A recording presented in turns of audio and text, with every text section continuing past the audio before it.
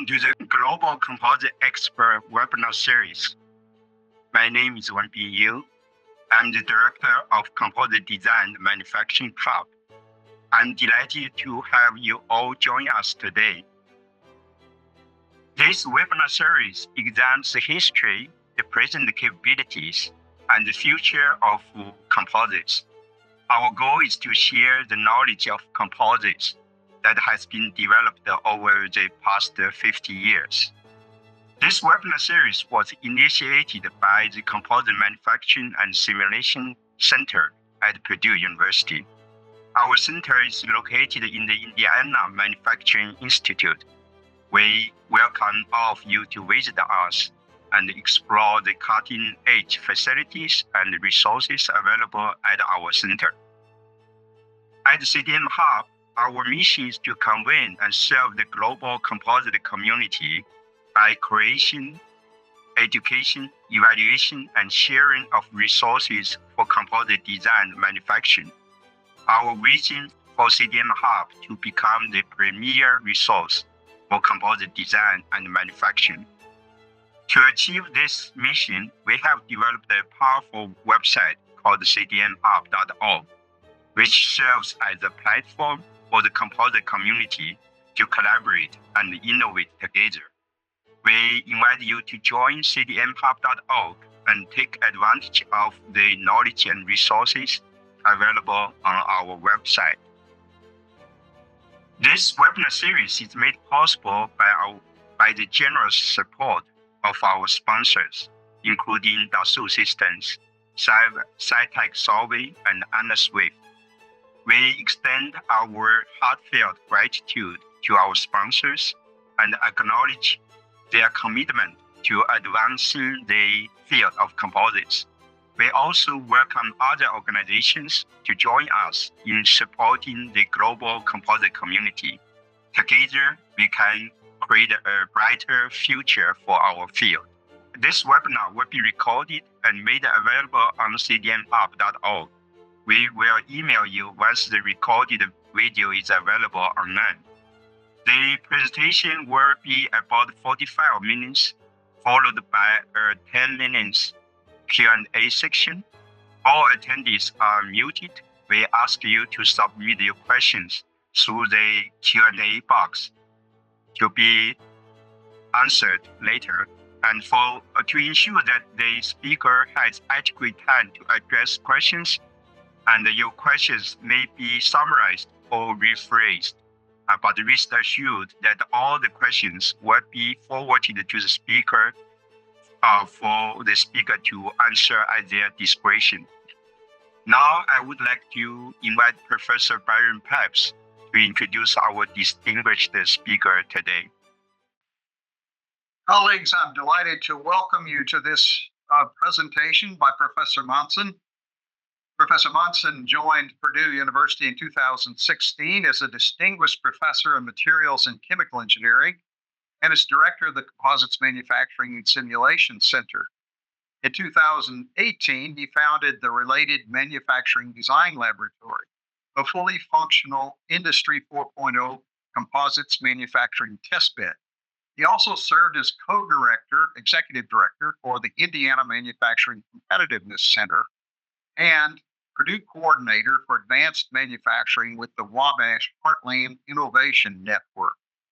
In 2019, Professor Mansson founded and became the executive director of the newly created Ray Urey Sports Engineering Center here at Purdue, a collaboration between the College of Engineering and Purdue Intercollegiate Athletics, with close links to the International Olympics Committee. He is also chairman of the Swimwear Approval Committee of the International Federation of Swimming and on the board of the IOC's Athlete 365 Learning Gateway.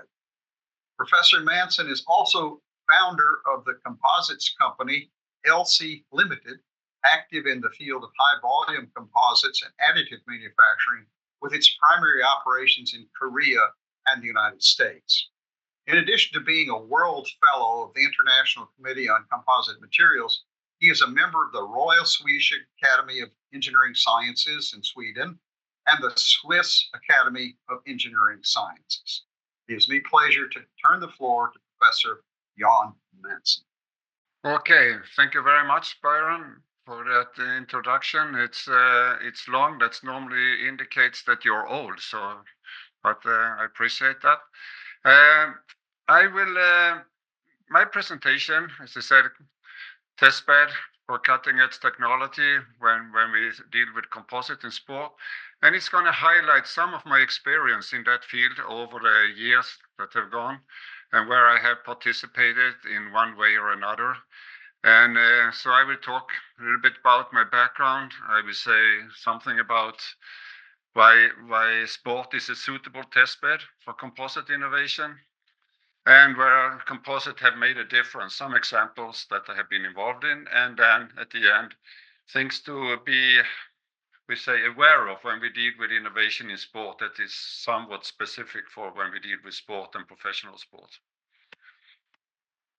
My background, I'm Swedish. I grew up in a polymer and composite manufacturing environment, my parents' company, and that made me also leave school for a while due to sport. I came back and when I was 16, entered school again and finished then later on with my PhD in polymer and composite at Chalmers University.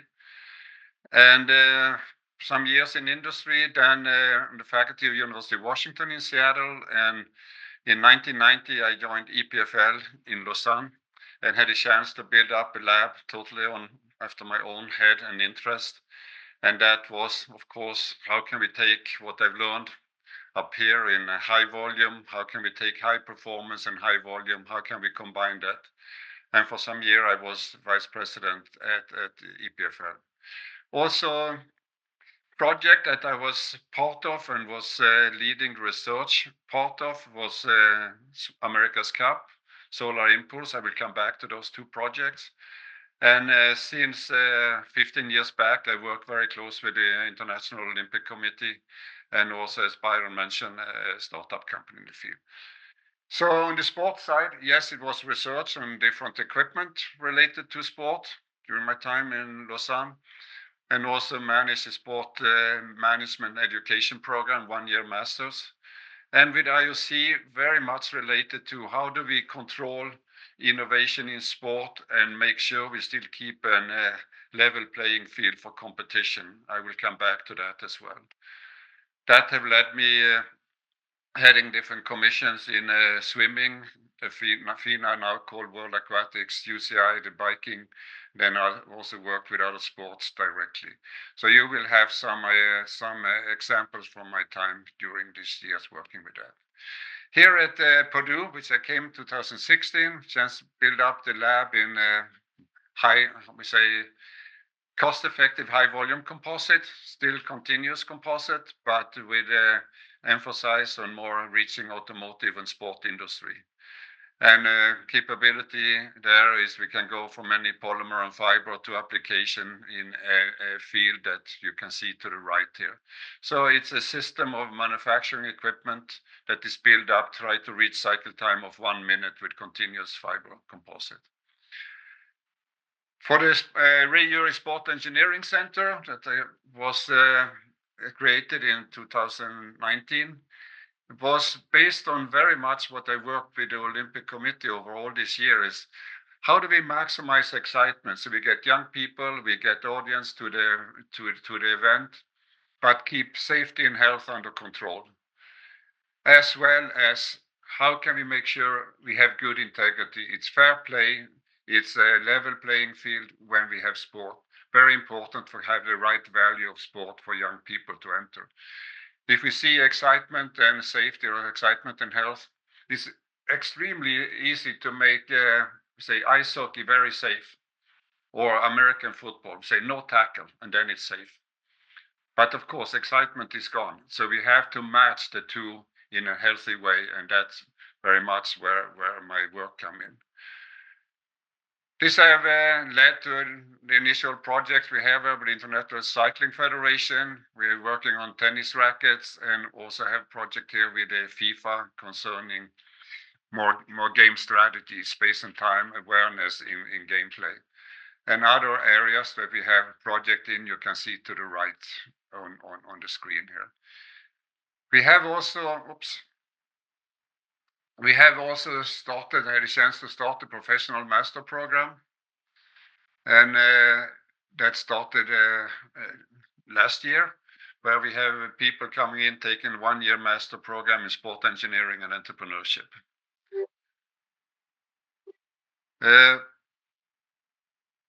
So then coming to why sport is a testbed for cutting edge technology. Why do I emphasize that?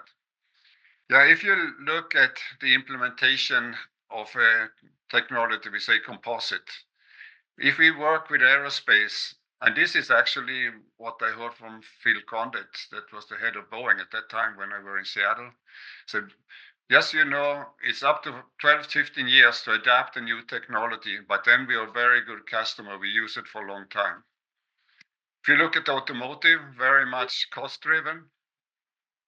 There we say it's about 5, 6. It used to be shorter technology adaptation time, and they use it for a platform length of maybe 10 years. Sports, 2, 3 years, rotate technology very fast. And even faster is consumer electronic, and the fastest is things that have fashion part of it. If you see the sport consumer electronics appears, they grow together today. Wearables, lifestyle equipment, and lifestyle apparels for sport. So this is a very dynamic area, and it grows slightly into automotive also. We buy cars, not due to horsepower, more due to features we have inside the car. And so this is a good area to have project in different area, and sport is definitely a bridge between the classical area and we say the fast moving areas. If we look at the 3 areas, how they are connected, aerospace, automotive, and sport. Yes, aerospace, without doubt, have driven the composite. They made it so good so we could even dare to fly in it, and that is kind of the ultimate test. So the reliability was coming from all the research done by the aerospace company. And then they provide a competence platform that automotive have used, and the sport area have used also with the material forms coming from the large volume developed by the need from the aerospace.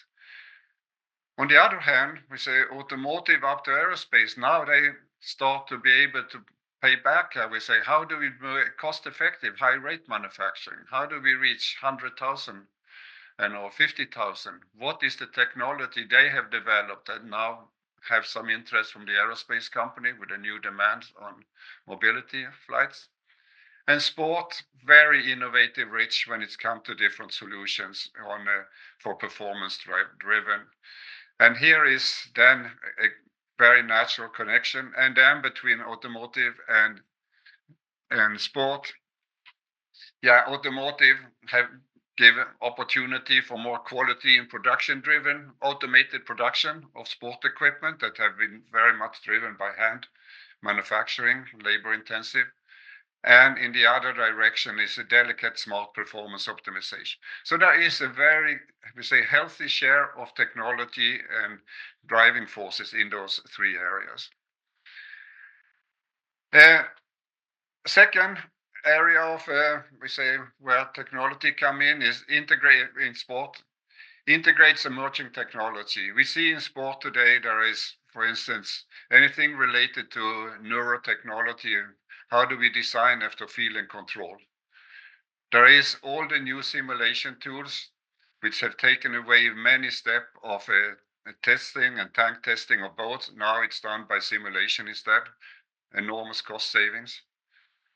And new material, functional performance have been added, sometimes for marketing reason, but sometimes for performance reason. Human modeling, and that is definitely something that been developed very fast, and that to optimize for specific condition. Could be training, could be for extreme performance. Nanotechnology, that's definitely wearables have come in, and smart textiles. Sustainability, how can we do things for when we reach these markets, these large consumer markets with sport many times? How can we make sure we stay green, environmentally green, and also cost green, meaning how can it be cost effective so people buy these technologies? Of course, 3D printing for personalization have been a big input here as well. And then the whole area of information and communication technology.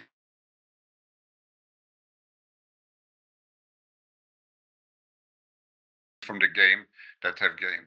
This is areas that very much are merging in when you deal with sport technology. It's not one or the other, it's many times several of them coming together. What sport is also good at is fast tracking innovation. By fast tracking innovation, I mean, how do you go from, we say, more basic or technology platform, basic knowledge technology platforms, and up to getting it on the market? I remember one project we had with ESA, the European Space Agency, and that was to control vibration during launch phase for the vibration shouldn't destroy the equipment inside the rocket. And that timeline here is easily 15 years, if not longer. But when we have reached a certain level of our knowledge, then sport took fast track on this. How can we use this for damping in skis? How can we do it for impact resistance in protective gears for sport? And that fast track is very healthy and good. It takes out and get we say the technology validated without having to put a big cost or people at risk. And sharing technology here is not the problem. It's totally different field of use. And sharing technology I've seen over the years is very easy and not complicated.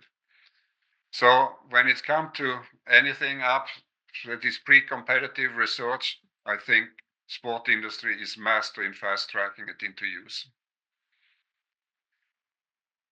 Sport also drives marginal gains, and that was very apparent when I worked with the America's Cup, the Swiss boat Alinghi. Worked with the design team. Design team was some 10, 15 people. And they did a lot of simulation, advanced simulation, built some prototypes, did some testing and measure and validation. And the final validation was always done by the sailors. We could prove that this was better than the other. If they said, no, we don't like it, the sailors were the king. So this circle here, for them going to redesign, go the second time, I call that the vortex of optimization. And that speed of running this circle 1 time, 3 times, 4 times, 5 times, the one that they always said, the one that can run this circle fastest and most time have the best boat.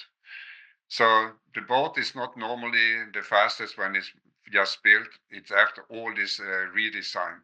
And that way of thinking was very much an effort to fine-tune a lot of small effects that coming into what we today call marginal gains in sport. Also, sport reveals a lot of challenges. We see that from incidents that coming from it or performance characterization. And this could, I will make you a sample from the Solar Impulse, which I worked with for a number of years, for part of starting that with Bertrand Piccard. Alinghi, the sailing boats, revealed a lot of challenges in building those structures, these large structures. In auto racing, if that's Formula One or it's IndyCar, reveals a lot of needs. The words you see around here are kind of words. It's easy to put we say a specific topic to each one of those words and how it relates to motorsport, for example. Competition biking, which is a highly demanding sport, enormously performance driven, enormously is a question of marginal gains. It's sometimes I can't believe how small effects, how important they are for them. In control of downhill skiing, design of equipment, And the new type of composite sticks, it's a total new force that is coming, is to use the elastic stored energy in a composite and use that for the speed of the puck. And in tennis, where we have seen a lot of evolution over the years. I will now highlight 2-3 of these different areas on explaining my involvement or contact to those areas. So this is where composites have made a difference. If we go into, say, motorsport, if we go back some 30 years, this is when most of it was aluminum. This is the McLaren. Then they say, okay, we have to make it in composite. So they took the aluminum structure, made more or less the same in composite. That was the early days of composite, design composite like they had signed the metal version. And we had terrible accidents at that time. Was absolutely not safe, and totally due to, we say, not knowing the full knowledge about how to design with composite and how to simulate with composite. You all remember those years with Senna and so on, how many accidents there were those years. Today we have hardly no fatal accidents in motorsport anymore. And one other important part of that was the composite design of the crash box, the cockpit of the driver. One of the leading company in that is Dallara company that have been very successful in developing these composite structures. I have here an example. It's two different accidents, some 10 years difference. But you can see how technology have changed. It's the same corner of the Indy race and about the same speed. So two very much identical accident. And you can see here a little bit what the results are. The left one is the older one, the right one is the newer one.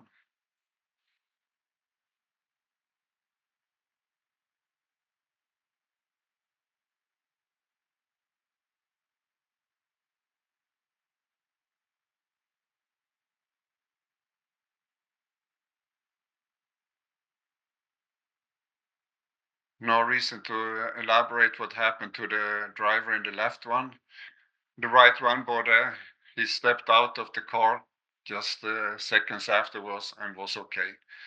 This was just, we say, very similar accident, same place, about same speed, and we see how the design have, we say, knowledge and have developed over those years.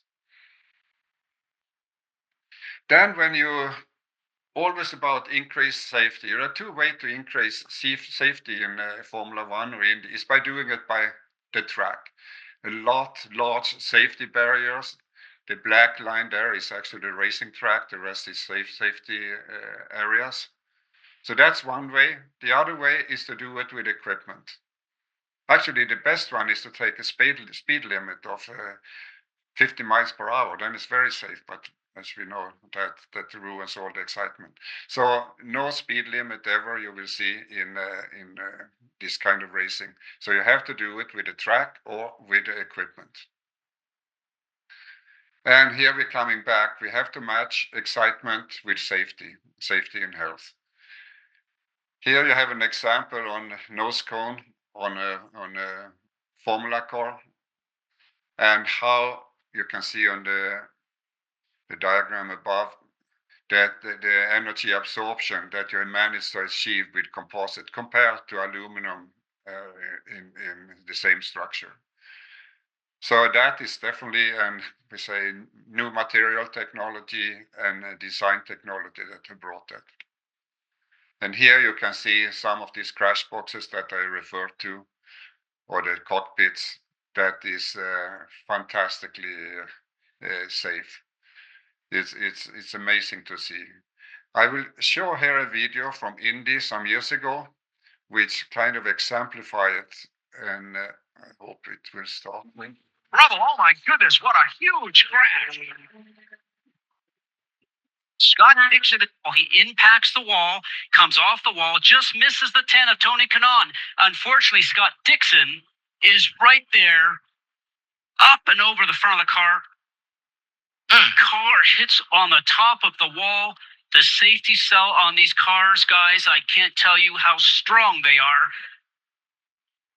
An awful accident, but as we saw, Scott Dixon right there, hands away from the steering wheel. Doesn't really use the safety fencing. He lands on top of it. Both drivers have walked out, and now here is Scott Dixon out of the Care Center. Scotty, Jay Howard told us you were okay, but let's ask you, how are you? Yeah, just a little beaten up there. It was definitely a bit of a rough ride, but thanks to Dallara and everybody, for the safety standards that we have right now. There you can hear, thanks to Dallara and the safety, what they have developed, another company as well, have made a huge difference. And I am still so amazed when I see that, how he is impacted by the wall and can step out of that car. There was another one that you probably are aware of, what happened to Romain Grosjean in Formula One, where no one thought he would ever have survived it, and he stepped out just with some burning scars on his hands. I would also, I'd like to make this story here, for I think these two things, it shows what you can do with technology. It also shows what the one person's passion for the sport and for the people he deal with. And this is related to Gianpaolo Dallara, the founder of the Dallara company, still active with the company. It's in Italy and in Indianapolis. So Alex Zanardi, he had a catastrophic accident and lost both his legs. And Dallara said, I'm going to give you a second chance. I'm going to make you the fastest hand bike ever created. I'm going to use all the technology I have available, and I'm going to make you a unique bicycle so you can compete in the Olympics. In 2012, he competed in the Olympics and got 2 gold medals and 1 silver. He was not trained for doing arm pedaling or anything, but due to a fantastic, very smart technology on the bike, that's what he did. And I think it shows both a person's passion and the use of his knowledge in technology. That is, I think, is a touching story for me. I happen to know Gianpaolo Dallara. He's a fantastic man, simple man with great value in what he's doing. Another project I had a chance actually to initiate, part of the initiating team with Bertrand Picard for the Solar Impulse. And the Solar Impulse plane is was always the question, how is it going to be able to fly with solar energy around the world? Just to power it with solar energy, you have to use it also as a glider. So it's a motorized glider, 4 motors, and then it has wingspan and wing area, so it could be used as a glider. So more or less, when you have sun, you raise up to the ceiling of the flight, and then during nighttime, using also the batteries that are charged and coming down to the flight floor, and that is very much that set the size and the number of solar cells on the plane. So what was the challenges that we were involved with the research? That was to maximize the collective surface. So now we need say very, very light composite with integrated solar cell. We even try to have the solar cell to be the structural skin at some point. Reduce sink rate. So that means you need an ultra lightweight composite. Of course, the latest of the latest in battery technology, and reliable human machine interface. How to control this jellyfish. It's not stable like a normal airplane. It's with those lightness and those size, it's a challenge. So the wingspan 72 meter, the length 22, 2.3 tons or 2,300 kilo. It's like an SUV. And 80% of the whole structure was composite. and there was 17,000 solar cells on the plane. So the wingtips there was rigid polyurethane. You have polycarbonate films, 2 films as a sheet for the window.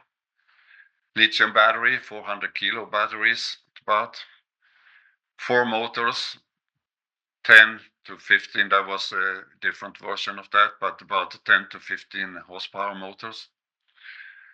And then the underside was an polyester polyurethane, aliphatic polyester polyurethane material impregnated textile that had it. And of course, then it was epoxy carbon fiber for the whole main structure. This was then built together with the box is the main structural here, and then there is the where on which the wing element was put.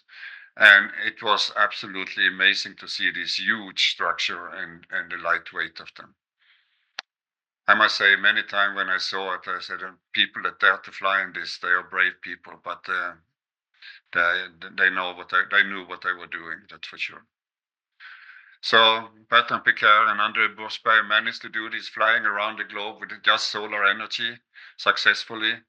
And I just got the message from Piccard some months ago that he's now doing the same with hydrogen-powered airplane. So he's trying to say, how can I drive technology, next generation green technology, by showing it with my flying planes. You know, might remember he was the first one that went with a balloon around the globe with for some 20 years ago. When we come to next one is the work did with Alinghi. Was 8 years of my life I was connected with that, coordinating the university research on that. I must say, absolutely fantastic years on when if you're interested in how you drive innovation. They had one saying that I always liked. I said, we are not interested in patent. You can publish anything we are doing, for the reason when we do next boat, we are on next technology, and the one that use the old technology, let them use what we had. So always very driven of being on the next stone of innovation. If you look at the boat, the first generation boat, it's about 20 ton in the rigging, and there is the number of riggings, and that create about 50 ton dynamic load into the mast. For when the boat is moving on the waves, those loads goes up and down, so it's tremendous compression load on this 20-meter high mast. And of course, it's easy to understand the 2 failure that can happen. The mast breaks due to compression load, the composite mast, or you get in gondola boat that's crack on the middle. That's the 2 most common failures on these ultralight sailboats. So then I had a chance to then use EPFL as their research partner for this whole project. And I remember I went out and asked, I think it was some 50 different professors at EPFL, and had 44 good ideas that presented to the Alinghi team. Half of them disappeared immediately, for they said, we know it already. There was another junk that disappeared. I said, we don't need it, or this take too long time. It came down to about 7 different topics that I said, this can make a difference for us. And that was very much related to fluid dynamics, tank testing, if we can replace that with simulation, sail performance. The sail is the motor, so it's a very crucial part of the boat. And then all related to strategic gameplay. How should I act when the other team do something? That's more like game theory. Composites, I will come into that. Sensing in the sails and in the boat, and then the large-scale testing. That was the area of research we were involved with. And it activated a large number of groups at EPFL at that time. But about 40 students and 10 different laboratories was involved in this project. And I would say daily interaction with the design team of Alinghi. I can give you just a quick recap how this first generation boats was made. Yes, there was a designer that designed the boat. When that was clear, there was built a wood model of the boat. That wood model was then used to make the two halves of the tool. This boat was built by two side halves, not the bottom and the top, two side halves. There's two different theories how to build a boat like that. And those two mold halves was then used to do all the layup of the composite, the honeycomb, and then the next layer of composite. And then they were cured. And here was the trick. How do we, of course, we didn't have access to, and it was the company Decision that is just outside the university. No access to autoclave. So now we have to have high performance composite cured without autoclave. And there was some smart, we say, curing cycle that we were part of developing in order to get very low void content of these large structures without an autoclave. These two halves was then put together and with adhesives. They always said screws and bolts are for wimps. We don't need it. We trust adhesives to keep the boat together. And then all the other stuff was put on the boat. If I remember right, it was about 22,000 man-hours to build the boat. One area that when they were asked, the team leader for the whole Alinghi, what was the technology that you had most use of? And he said it was the fiber sensing in the boat. And we had fiber sensing in composite at that time was pretty new, but there was some very good groups at EPFL in that field. We used Bragg-rated fiber optics that we integrated in the hull and different other crucial elements of the boat. By that, and combined with simulation, could see and follow the boat's, we say, structural health. The thing is, when you want to have a fast boat, you rig it as much as you can. You have to have it very stiff so it doesn't bend for wind and so on. And that is then how can I rig it to the maximum without having a gondola or a cracked, compressed failure mast? And that was very much where they used the information from the fiber optics in the boat. And it was also very good validation for the simulation during the testing of the boat.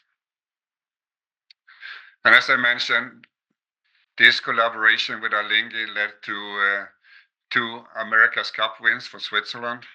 And it was, of course, a huge Swiss success story that Switzerland without any sea could provide this.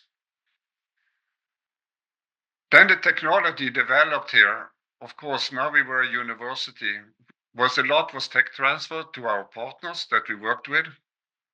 You might recognize them there. Decision was the one building the boat.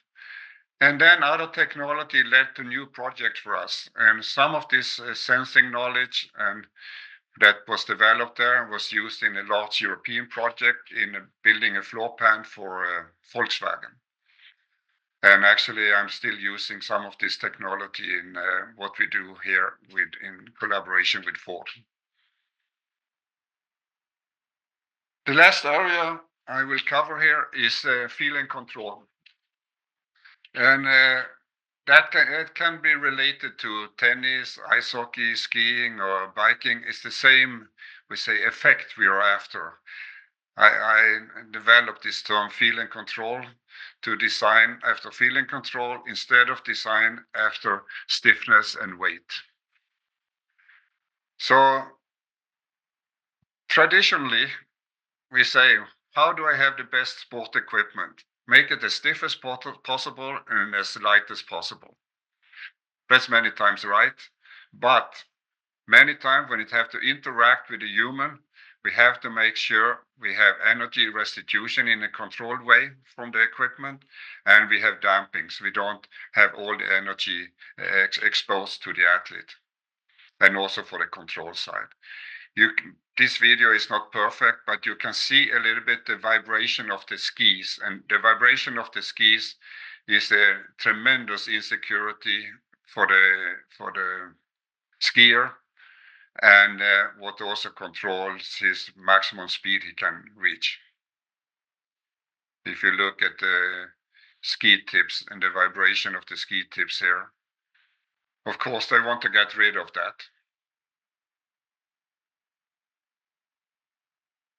So here it's about controlling, we say damping, but also have energy back. You can't damp away all the effect, for then you lose performance. So you have to match the two. So we made skis that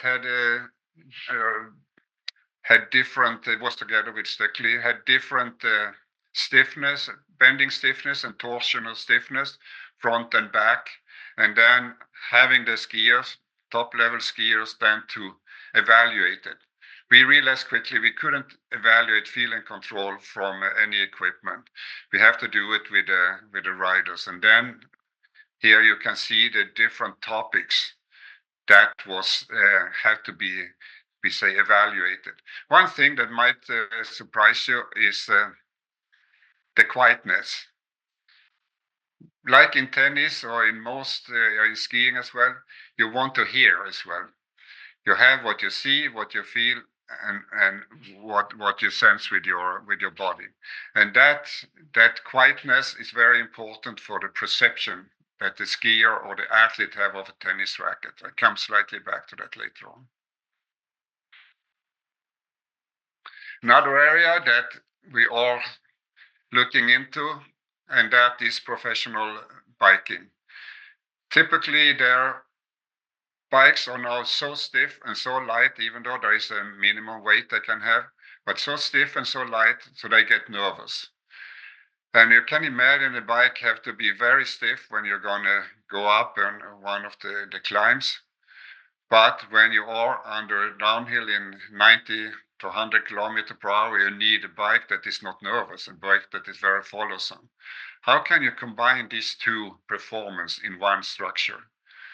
And very common today, you see complaints about bike frames are too stiff, they are too nervous, they are too risky to go fast with. I will also mention tennis rackets. Actually, this is from a collection of my own tennis rackets. Not the first one here, but how it will go from wood to the Arthur aluminum polymer racket. Then there was the aluminum, extruded aluminum, and also Jimmy Connor's steel racket. Then came McEnroe's, we say, more injection, more melt core racket. And then the sandwich rackets were what we see today, the Pro Staff from Wilson that had been hugely successful. And then came these ultralight bladder rackets done with bladder molding. Very stiff, very light. But what happened was the professional guys, they were not going up here. They took off here. Too light, too stiff, too nervous to be used for a good feel and control from the racket. You can see here on this chart that the brown here is wood, and the bluish, that's composite. And you can see in the 70s, composite came in and have totally dominated the tennis rackets market. And now it's also say, how can we say not just get stiffness and weight under control, but also have the right feel to the athlete. And that is in a research area of ourselves today here at Purdue. And that where the graduate student Adeline Rittberger is working on. We are doing measurement on a number of different racket and racket types, and have different parameters we try to follow on the racket by exciting that for certain impacts. And this is then coming down to what she's looking at is, you can see, more than a handful of parameters to follow if you want to design it after not just stiffness and weight, but after feel and control. And that is an area where I think we could see a lot of evolution in the future, is not designing for those basic parameters, but designing them after the human perception. And we say, how can we coordinate? And this was a research field I had at EPFL as well, I should say, have it coordinated with a reaction system and the brain activity of an athlete. It's not the same for all people. And choose material and material combination to match this, so we can personalize equipment design. So we can have a racket that is optimized for a certain type of player or capabilities of player. We have a Federer's racket measure on as well, and his racket, yes, it's a pro staff, but of course he has it personalized for him, and it's not what we go and buy in the shop. What we worked on with the material was, how can we now try to keep the stiffness but increase damping, which is kind of a contradiction many times. One way to play around with that is with shear thickening fluids and particle type, and where you had a shear rate effect, shear rate value, and where the viscosity changed of the shear thickening fluid. Many people have tried that. It's not an obvious road to go down, but there is, the concept is right, but it's difficult to have the right amount of shear in somewhere in the equipment to have the full effect of it. So in summary, so when you deal with developing equipment for anything in the sport field, there is three partners. There is the athlete, very performance driven. There is the industry and its innovation. And there is the federations, like the swimming federation, biking federation. They have to manage the competition. This is the three that you have to have with on your road when you're going in to develop high performance equipment. They will always push limit, and they should push limit, the two of them.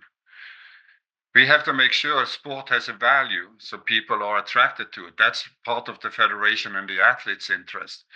And here to control the evolution by having regulation. And now you can see why I'm working with the FINA and biking for their homologation of equipment coming in. Swimming, that is a big deal, as you might remember. So here we have different parameters we always have to have under control. Otherwise, those innovation doesn't make sense. Monsieur Rogge at IOC, the head of IOC some years ago, he said, you sit over at the university and try to push your limit, and you come here and you say we have to control it. What is the innovation field? What is the green field, the playing field for innovation?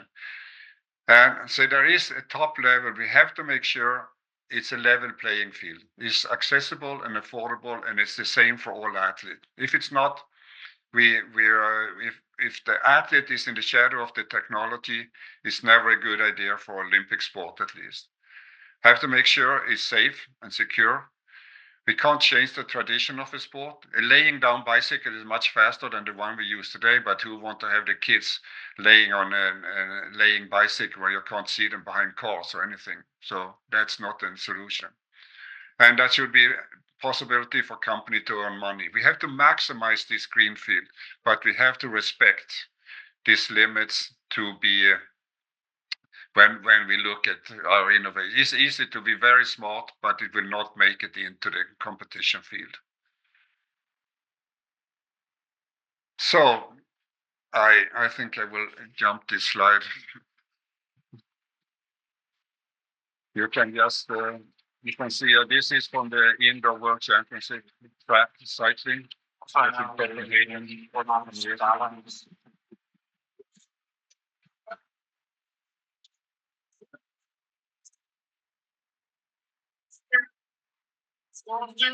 If you look carefully there, you will see a bicycle going into two halves.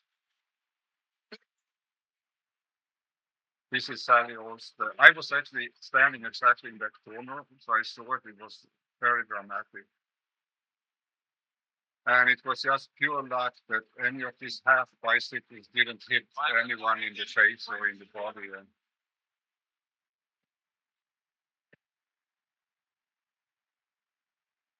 As you can see on this slide here, that broken bicycle of the Danish rider here, you can see of Sally Ols, you can see how sharp it was. Of course, this is dangerous. So there is always attempt to how to avoid this debris from the broken equipment. Okay, so what's next? Yes, we see there is evolution that goes on depending on different reasons. Could be biking, sailing, could be in car safety. And that's always driven by new needs, demand, material, processes, or regulations. And it's an extremely challenging and good question to work with students with. What is next? We just know there will be a next technology, but what is it? Young people with fresh mind, they have this capability to look into this area, for they know sport. And I must say it's a fantastic area to deal with young people. For this reason, I created a professional master in sport engineering here at Purdue, started last year, where we have say different technology that can go into sport and they can shoot different direction of it. But there is also a number of classes related to data science, data collection, and use of data for fan experience or for performance. And for the first lectures, we have a number of invited speakers from the Olympic Committee, from anyone dealing with sport from different angles. It can be from Ericsson with 5G and so on. And this course is highly popular. It fills up immediately each year. And from the normal student, then we have now the professional students that taken it as well. Thank you very much. I hope it was not too long. I leave it over to you, Jonathan. Perfect, Professor Mansson. Thank you for the presentation. And again, to the audience, please enter your questions in the Q&A box, and I'll ask those here to our speakers. So the first question here is a question about graphene. Is there any application of graphene-based composites in the recent times in sports, because graphene has extraordinary properties? So graphene in sports applications. Yes, so after the Nobel Prize, it took about 1 year. You could have skis and tennis racket called graphene. Many of them was purely a marketing, a marketing feature to the product. I haven't seen any equipment where I've been a parent. I don't know everything that's going on there, I should say, but I haven't seen anything where it has been obvious. I know there is company that have some IP around it that seems promising. That's for sure. But I've been working with, we say, other nanoparticles, and carbon black is, and cadmium black is an electroconductive carbon black that was used underneath the skis on the sliding surface to make it electric conductive, so the water droplet was not sticking on it in a certain way, and that increased the speed on the ski. And you might remember, if you go back 20, there was not graphene, but if you go back 20, 30 years, they didn't say the company names on the bottom, it was just black. And the reason for that was this idea that it could lower the friction if you have it conductive. So I think when it's come to graphene, yes, it can have its use also, not just for increasing the nano effect of reinforcement, but also for, we say, other functional performance like electric conductivity and so on. Thank you. Another question about additive manufacturing. The person asks, how do you see the advancement of the field in the next 20 years, particularly due to additive manufacturing, where we can tailor and potentially reduce manufacturing costs? What do you see as the impact of additive manufacturing going forward? Of course, any of these techniques that enables the personalization, it's a big advantage. 3D printing definitely have that opportunity to, say, personalize it. It could be a shoe, it could be a shoe sole, it could be certain elements of a bike. And but we have to make sure if we go to bikes, we have the full properties of a proper composite. There have been some terrible accident of 3D printed bicycle handlebars where it breaks and the riders have gone head first into the road. But that's always evolution of new technology. But I think there's great opportunity, but we have to make sure it fulfills the mechanical performance that traditional advanced composite have. Let me follow up on that a little bit, because someone asked a question about the involvement of the engineer in sports engineering.